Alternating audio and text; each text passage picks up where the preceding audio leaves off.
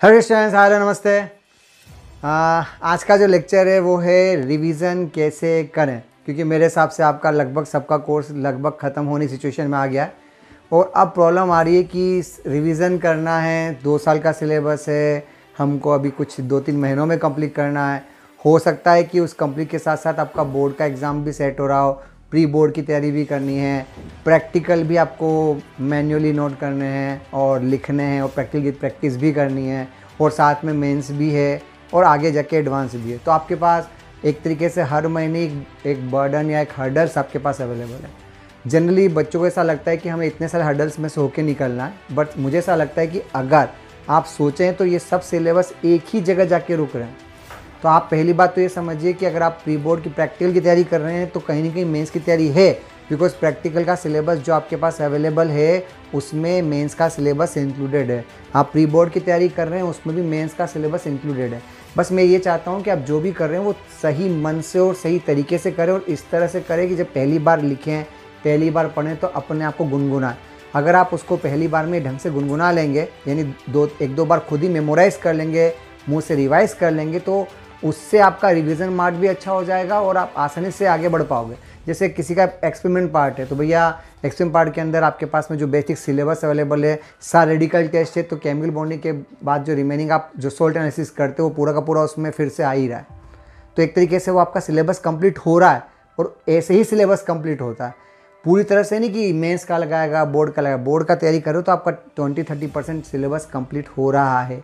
आप टाइट्रेशन कर रहे हो तो आपका टाइट्रेशन वाला पार्ट कंप्लीट हो रहा है। उसके साथ साथ आपको बहुत सारे सॉल्ट और कॉम्बिनेशन, बैलेंस करना, नॉर्मलिटी वाला फंक्शन, वो भी रिवीजन हो जाएगा। आपका मोल कंसेप्ट फॉलो हो जाएगा।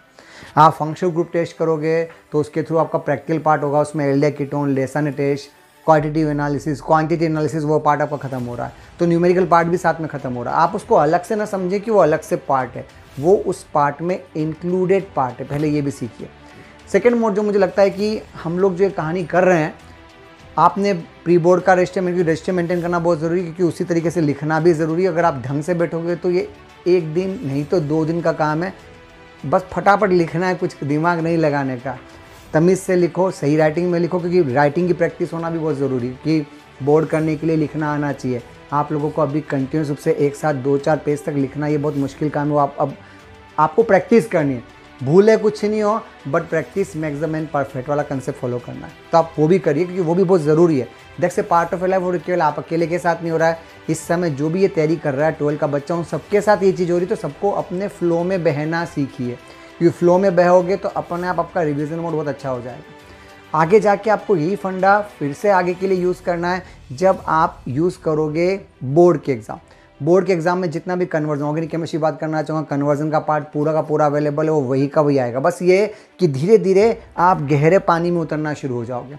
तो आपको ये नहीं रहना चाहिए कि हम अलग से पढ़ रहे हैं, हम जो पढ़ रहे हैं उसकी डेप्थनेस को बढ़ा रहे हैं। तो ये तो और अच्छी बात है, इससे आपकी फ्लुएंसी भी अच्छी होगी, रिवीजन बहुत बार हो जाएगा। बस आपको इतना सा ध्यान रखना होगा कि जो चीज़ आपको आती है ना उसको थोड़ा जल्दी कंप्लीट कर लो, या उसको छोड़ भी सकते हो। और जो चीज़ आपको नहीं आती आप उन पे रिवीजन ज़्यादा काम करिए, उन पे रिवीजन ज़्यादा करने की ज़रूरत है, बिकॉज वही आपको नंबर देने में काम आएगा। और सबसे इम्पोर्टेंट, अगर आप कॉन्फिडेंस रखते हो और आप अपना पंक्चुअलिटी पे बहुत ध्यान दीजिए। आपको ज़्यादा घंटे नहीं पढ़ना है।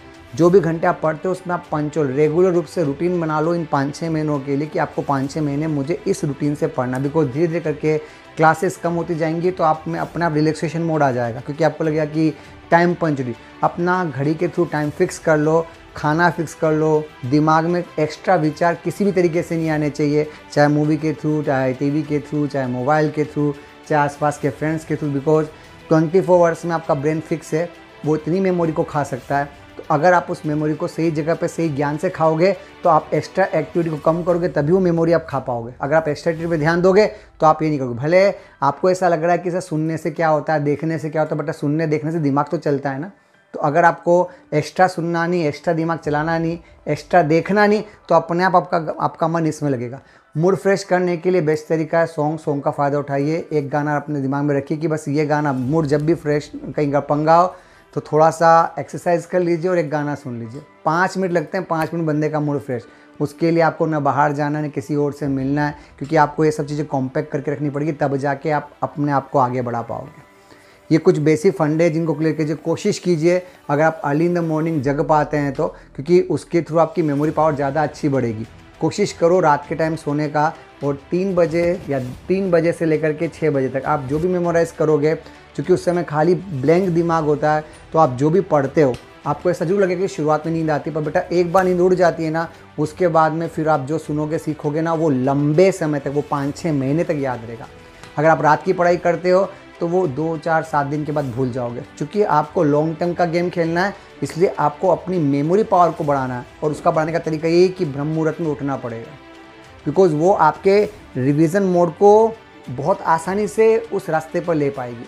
तो ये सब कुछ बेसिक चीज़ें का फ़ायदा उठाइए ताकि हम ज़्यादा इफ़ेक्टिव तरीके से रिवीजन कर सकें। ये सब बहुत ज़रूरी है, नहीं तो हम मेहनत तो कर रहे हैं पर हमें उतना अच्छा आउटपुट नहीं मिल रहा। ये जो प्रॉब्लम है ना, वो इसीलिए आ रही है क्योंकि आप टाइमिंग का ध्यान नहीं रख रहे हो, रिवीजन कर रहे हो पर आप लेस एनर्जी वाला रिवीजन कर रहे हो, तो 2, 4, 7 दिन के बाद भूल जाओगे। अगर आपको महीने, 2 महीने, 6 महीने तक लेके चलना, जीवन भर रख के चलना है, तो आपका दिमाग एकदम फ्री होना चाहिए, ब्लैंक होना चाहिए, फॉर्मेट फॉर्म में होना चाहिए। तो उठने के बाद हमारा दिमाग फॉर्मेट फॉर्म में होता है, तो दिन भर में कोई विचार नहीं आता, तो खाली दिमाग जल्दी से ग्रिप करता है और लंबे समय तक उसको मेमोराइज भी करता है। इसका भी फ़ायदा उठाइए। आगे फिर मिलेंगे, तब तक के लिए बाय बाय।